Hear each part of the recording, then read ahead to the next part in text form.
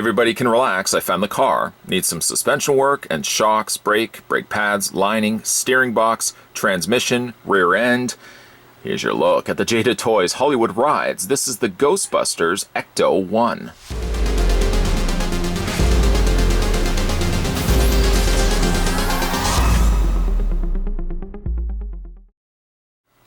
They're ready to believe you.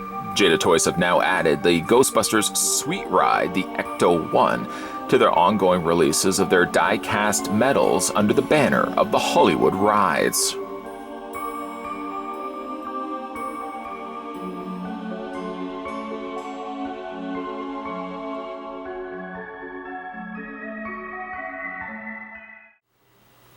Alright, Ghostbuster fans, let's get this review underway. The first thing we're going to do is figure out how long Ecto-1 is. And we're just going to stop the tape measure right there. I went from bumper to bumper, or light to tail light, headlight to tail light. And that gives us the dimensions of 8.7 inches in length. And we're going to switch that over to centimeters. And you're looking at the car being 22.2 centimeters in length. Now, actually, in the movie itself, the actual car is 6 meters long, so that's a pretty long ride. But just exactly how tall is the Ecto-1? Well, again, we'll switch it back to inches. There we go.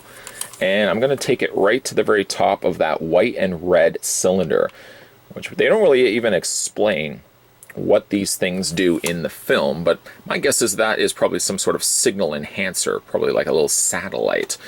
And to the very top of that part right there, the car is height-wise 4.5 inches in height.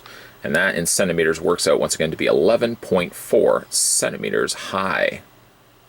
The Ecto-1 is actually a real car. It's based on a 1959 Miller Meteor ambulance. There was only 400 of them made, and actually for Ghostbusters, they picked up 2 of them. The first Ecto-1 is the same car in the entire film. They don't actually use multiple cars. The car actually, ironically enough, in Ecto-1A's case, in the Ghostbusters sequel, the follow-up, where you saw the actual exhaust coming out from the back of the car, that's not that far removed from how bad in shape the original Ecto-1 was. So much so, in fact, that it actually broke down on the Brooklyn Bridge and caused the studio to actually then go back and get the second car that they had bought, and they retrofitted it to make the 1A. So in actual fact, it's not even the same Ecto-1 in both films. The Ecto-1 kind of is at the beginning of Ghostbusters 2, and then the 1A is one that follows suit after the fact, after they retrofit it. It's almost kind of like the Ghostbusters getting a second chance, the ghost having a second pair of fingers up. Actually, is not that much off, really, when you think of the actual car. It's the second car that we actually get in the film. The car itself is a pretty faithful recreation of the actual car used in the film. There are, of course, things that open and close on the car. We'll get into that in a second. But the thing about the Miller Meteor ambulance is that, again, there wasn't many available. There weren't many made, 400 in total. I think Dan Aykroyd, quoted saying that he bought the car for about $1,400. Of course, he bought the car in the film for a little bit more than that. In the film, he actually says, Ray Stantz quotes as saying he buys the car for $4,800. But of course, there's a lot of work that's involved once he gets the car, from its very dark gray color to what we actually get here in the pearl white color that we see in the actual film.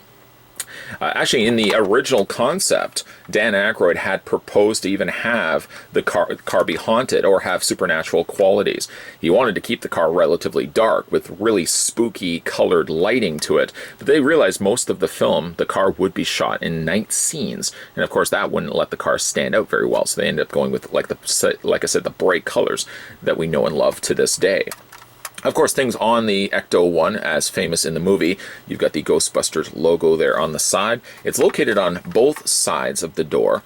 You've got, of course, the roofed section, which you have all the equipment. I did go back and look at some of the source material, the original pictures of the Ecto-1, and I feel like this section right here was white and was not silver. But other than that, I mean, it's a pretty good representation of the one that we had in the film. Tubing, for example, is a little bit darker, I believe, in the film. This tubing right here, I think, comes across a little bit more of a darker navy color in the film. And this little piping here located on the side, I think, was a slightly darker green. But other than that, it's like I said, it's a good representation of the Ecto-1 that we got in the film, right down to the fact, if you can see it there, they've got Ecto-1, and they've got New York right down below there. And when you spin it around, the same thing is on the other side. Sticker's a little crooked, but other than that, not bad at all. Now, it does have some opening and closing doors. For starters, we actually have the hood that we can open up. The hood doesn't stay as well as I would hope. I don't think you would probably be displaying the Ecto-1 anyways with the hood up, but I noticed that there isn't a section, there's not a part that allows the hood to stay up. I didn't want to pry it too much for fear that it could cause some damage to it, so I'm just kind of holding it for the time being so that you can see the motor inside. The motor's done in plastic. Some matte gray plastic with some black plastic added in there as well. That, as well as the undercarriage, is done in plastic. Tires do feel like they're also plastic. Possibly even rubber tires or very soft plastic was used for the tires. Of course, the assembly that's done on the roof is done in plastic. The sirens are done in plastic. But then pretty much everything else is die-cast metal. Some of the other things that have features on the car itself is the fact that the doors open on both sides. And you can see the driver's side, steering wheel, brake pedal, and gas pedal. And you can also see there is the passenger side. It's a little disappointing, I have to admit, that the secondary set of doors of the four-door car doesn't actually open. They're completely molded as part of the actual body. Luckily, though, at least the back door does open up. And just pry that open like so. That's about as far as it goes. And inside, again, you have all the Ghostbusters equipment. This would be where the sliding rack would come out, and then you would have the proton packs propped up on those. There is also the one seat right there, located on the back. And also, if you spin it around, you can see it there. There is like a little drop-down compartment also right behind all the equipment that the Ghostbusters use. This is all, of course, done in black plastic as well. None of the actual assembly at the top has anything that rotates. This doesn't turn. In the film, I believe it actually does rotate. Like I said, the ladder is done in plastic. Everything on here is plastic, so you want to just be a little bit careful for that. And also the side windows, the mirrors here are also done in plastic. I did notice that this moves just a little bit, but other than that, if you don't bang that, you shouldn't have too much of a problem at all. It does rolls fairly well, actually. And this is a Hollywood ride that actually sadly doesn't come included with anything. A Slimer or something die-cast that could have been possibly included. I think possibly one throw-in that they could have considered, I think for the Ecto-1, is they could have actually given us the sliding track, the tray, that actually goes into the back of the car that would have actually had the proton packs propped up on them. I think that also would have been a nice touch, but overall I'm really thrilled and loving the look of the Ecto-1.